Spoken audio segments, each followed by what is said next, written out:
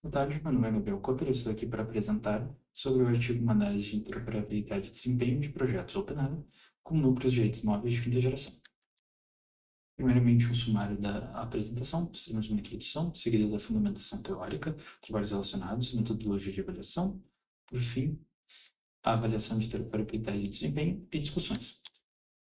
Para a introdução, então, as redes de telecomunicações têm evoluído significativamente nos anos recentes, e a Open Radio Access Network, ou ORAN Alliance, ela estabeleceu uma nova visão de como redes móveis podem ser abertas, virtualizadas e interoperáveis. E é essa visão que vem transformando a indústria das redes de acesso, diminuindo as barreiras de entrada para novos participantes, aumentando a quantidade de fornecedores de hardware e software e promovendo a inovação.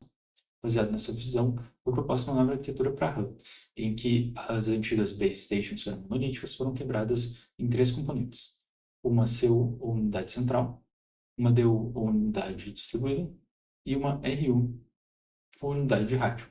O ponto focal dessa arquitetura é permitir a desagregação flexível da pilha de protocolos nessas três unidades funcionais. Para este trabalho, nós optamos pela desagregação da pilha de protocolos na opção 2 e 8.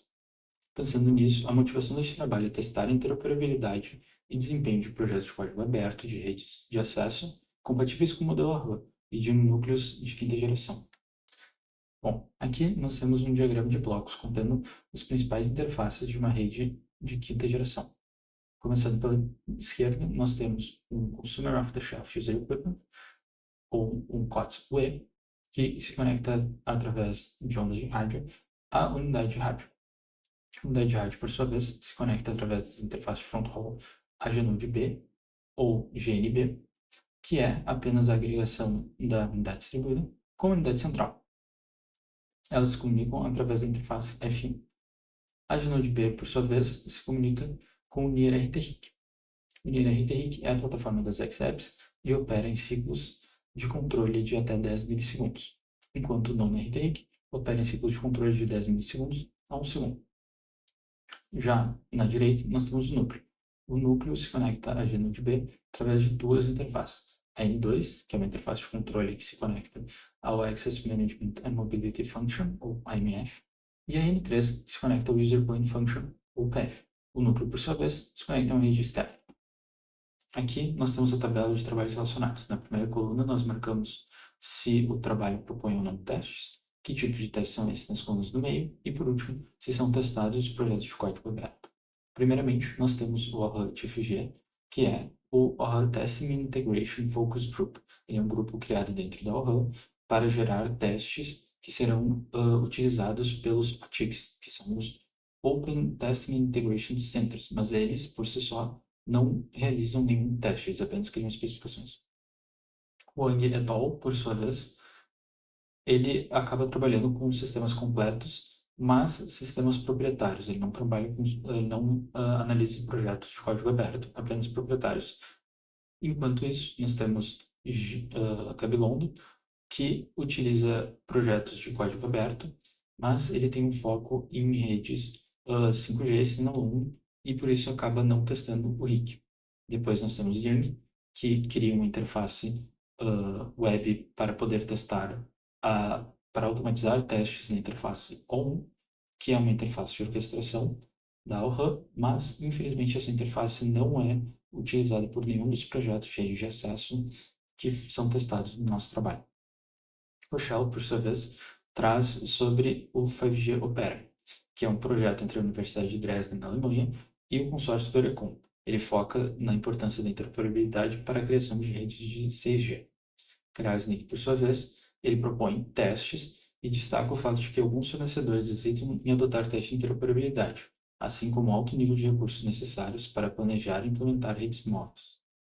Já neste trabalho, a gente propõe uma análise de projetos de código aberto que envolvam o núcleo, a RAM e os controladores, e também uma análise de desempenho nos projetos que forem interoperáveis.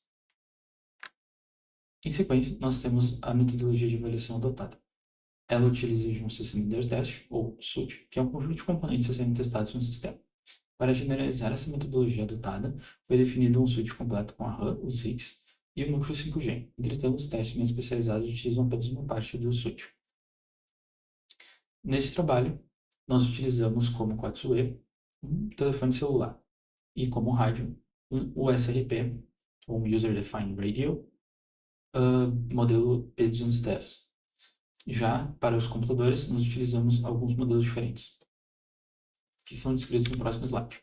Aqui, nós temos os computadores utilizados e também os parâmetros de rádio. Nós utilizamos a frequência número 78, com uma largura de banda de 40 MHz, um subcarrier spacing de 30 kHz e uma antena de TX e uma antena de RX. Nota-se também que o computador da GNB utilizou a variação do kernel Low Latency. Continuando a metodologia de avaliação, nós temos os testes que foram realizados. Primeiro, nós temos o teste do plano de controle, em que nós analisamos o fluxo de mensagens do UE ao núcleo durante a criação e o estabelecimento de uma PDU e o recebimento de um IP. Depois, nós temos o teste do plano de dados, em que nós testamos a vazão e o tempo de ida e volta de uma conexão entre o UE e o servidor de aplicação. E, durante esses testes, nós medimos o consumo de recursos no computador 1, que é a máquina da GNP. Para ter certeza que esses resultados eram adequados e nos davam um intervalo de confiança de 95%, nós medimos os testes de vazão e tempo de ida e volta 600 vezes num período de 10 minutos. Por fim, nós temos os testes do NIR XApps, em que nós medimos o tempo de inscrição utilizando uma XApp levemente customizada. Aqui temos o fluxo de mensagens do plano de controle. Primeiro, nós temos a requisição de registro partindo da UE, que vai até a MF, e retorna uma requisição de autenticação. A UE responde à autenticação, eles trocam o modo de segurança. E assim, o registro ele é aceito. Então, a UE pode requisitar o estabelecimento de uma PDU. Ao fazer isso, o AMF precisa contatar o SMF, que é o Session Management Function, para requerer um contexto de segurança. O Session Management Function, então, precisa computar o DM, ou Unified Data Management, para coletar os dados de inscrição do usuário.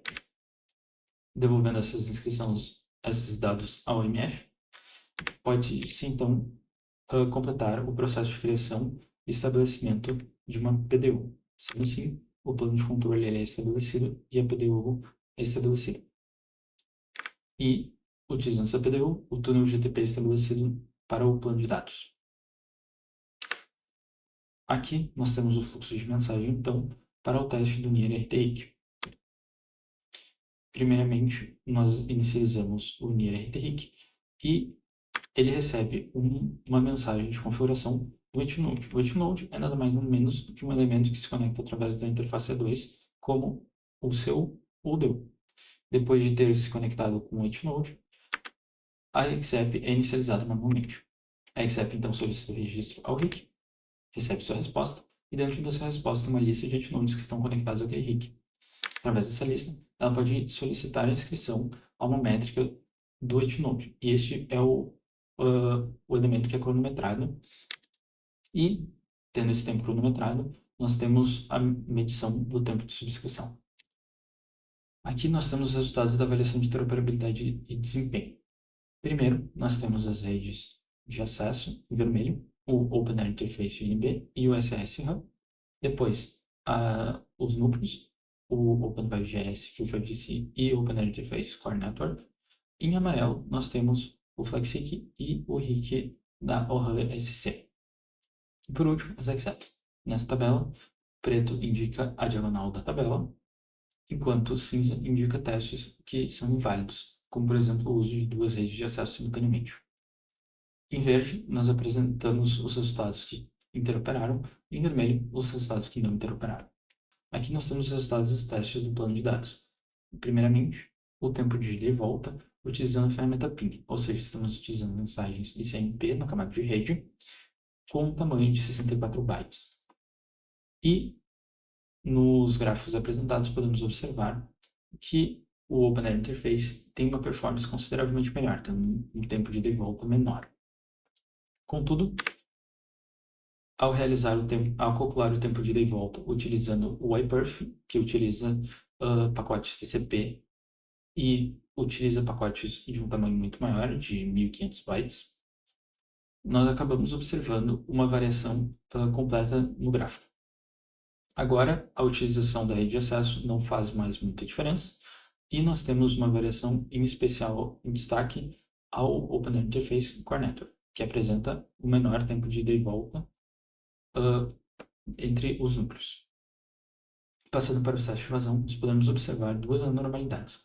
Uma é com o SRS-RAN e o Open Interface Core Network, e a outra é com o SRS-RAN e o FreeFaceGC. Em ambos os casos, eles têm linhas extremamente finas que representam que a variabilidade deles foi extremamente baixa. Finalmente, nós temos o monitoramento de consumos. Aqui nós temos uma imagem ilustrativa do dashboard que nós utilizamos para coletar essas métricas. E aqui nós temos o consumo de CPU nos testes do plano de dados. Nós podemos observar novamente que o SSRAM, em conjunto com o Open Interface Core Network ou com o FreeFaceGC, ele apresentou um valor mais alto do que o esperado. Fora isso, os outros 4 testes tiveram mais ou menos o mesmo resultado. Por fim, nós temos o teste de consumo de memória. Aqui, nós obtemos o resultado mais chocante, em que o SSRAM tem um consumo de até 3 vezes maior que o Open Interface. E esse resultado se dá sem uma justificativa muito clara, já que o SSRAM não tem uma performance muito superior ao Open Interface. Por último, nós temos os resultados dos testes do NRTIC e das XApps. Do lado do FlexRIC, nós podemos observar variações bem pequenas no uso das diferentes redes de acesso. Já na direita, nós podemos observar uma história completamente diferente. Primeiramente, nós não temos a presença do Open Interface. Isso porque nós não conseguimos fazer ele interoperar com o RIC da URCC. Mas também podemos notar que a escala dos resultados é logarítmica.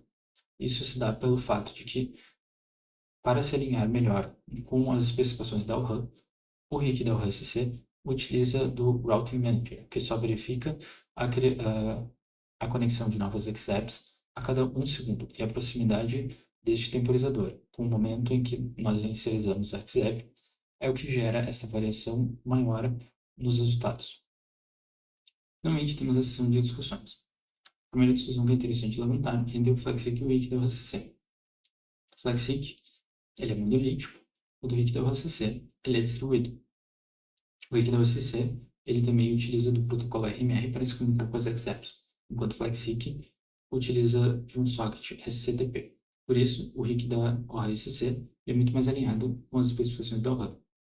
Já em termos de redes de acesso, nós temos o SRS-RAN e o Open Interface. O SRS-RAN acaba tendo um consumo de memória muito superior ao Open Interface, sem apresentar resultados muito melhores nos outros testes.